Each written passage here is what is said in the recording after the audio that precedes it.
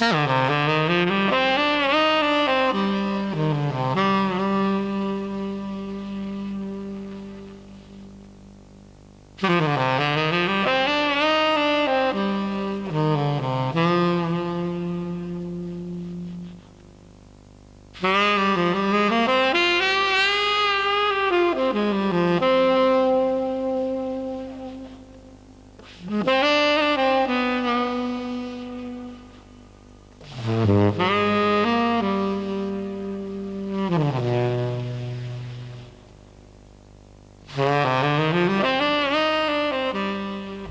mélanome de l'UV est la tumeur oculaire primitive la plus fréquente de l'adulte.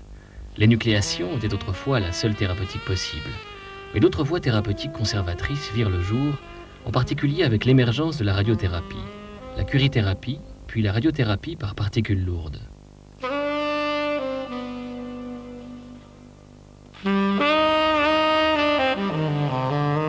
Depuis septembre 1991, l'utilisation de protons accélérés au moyen du synchrocyclotron du centre de protonthérapie d'Orsay a permis de traiter plus de 800 patients atteints d'un mélanome de l'UV.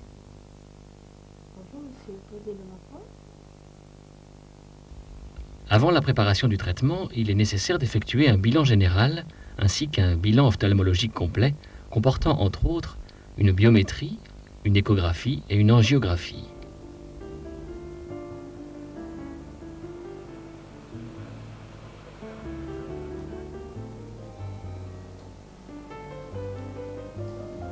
La pose d'au moins 4 clips de tantale est réalisée sous anesthésie générale après désinsertion du limbe et repérage de la tumeur par transillumination.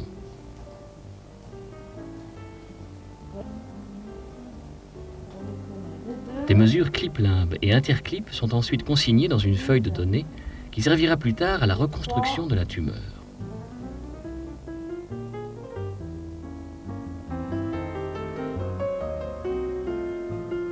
Le synchrocyclotron d'Orsay permet, grâce à l'action combinée d'un champ électrique et d'un champ magnétique intense, d'accélérer des protons jusqu'à une énergie de 200 MeV. Pour les besoins ophtalmologiques, cette énergie est dégradée jusqu'à 73 MeV. Après leur extraction, les protons sont conduits, grâce à un système de lentilles et d'aimants, jusqu'à la salle de traitement.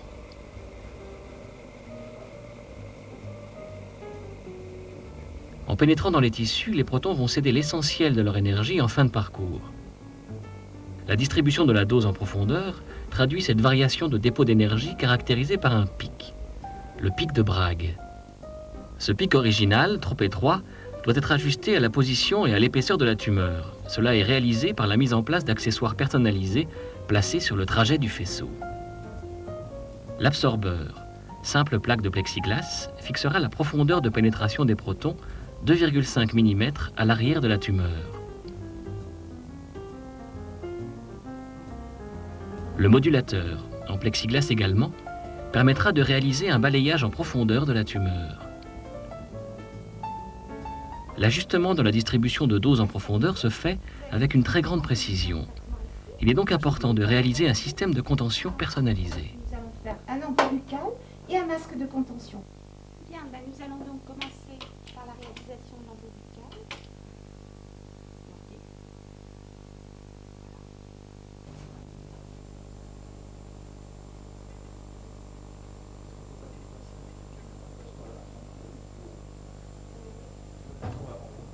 Le patient, installé dans une chaise robotisée, est amené face au faisceau. Il fixe droit devant lui. C'est bien, reposez-vous. Deux clichés orthogonaux sont pris sur lesquels les clips de tantale sont visibles. Un programme de calcul, AI-Plan, permet la reconstruction de la tumeur en 3 dimensions à partir d'un modèle d'œil.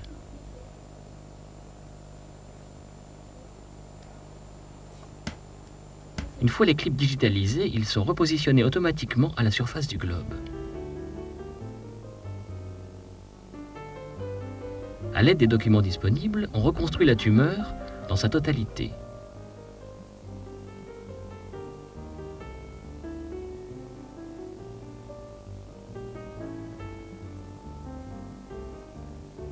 Il ne reste plus qu'à choisir le point de fixation qui assurera une irradiation homogène de la lésion, tout en préservant, si possible, les structures sensibles adjacentes.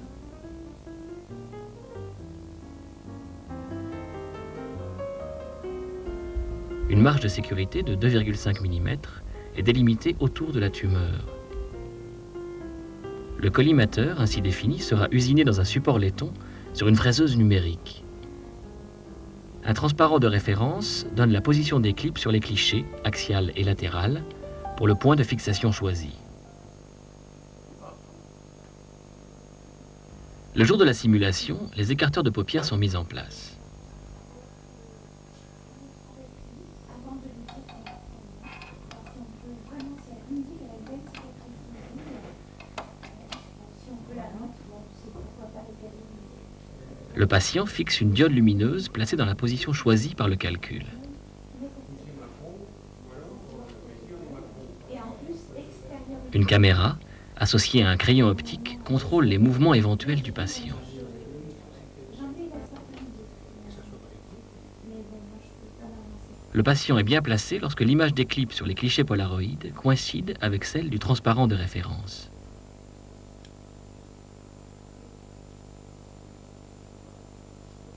Voilà, donc tu peux avancer 240. L'ajustement du patient par rapport au faisceau se fait par l'intermédiaire de la chaise. Un champ lumineux simule l'arrivée du faisceau de protons sur l'œil. Des mesures précises des courbures de l'œil et de la paupière sont prises.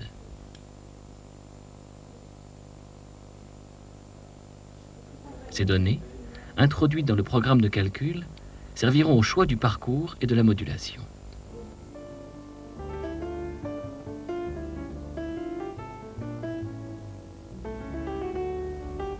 Les courbes isodose et les histogrammes dose-volume pour les différentes structures de l'œil peuvent être visualisés.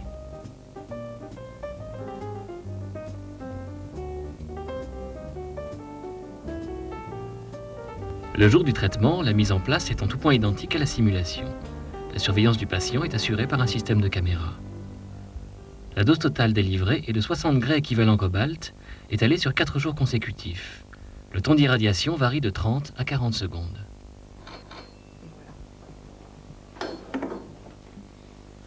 Les propriétés balistiques des protons, associées à une technique de pointe, ont permis de traiter des mélanomes de l'UV situés à proximité immédiate des structures critiques de l'œil.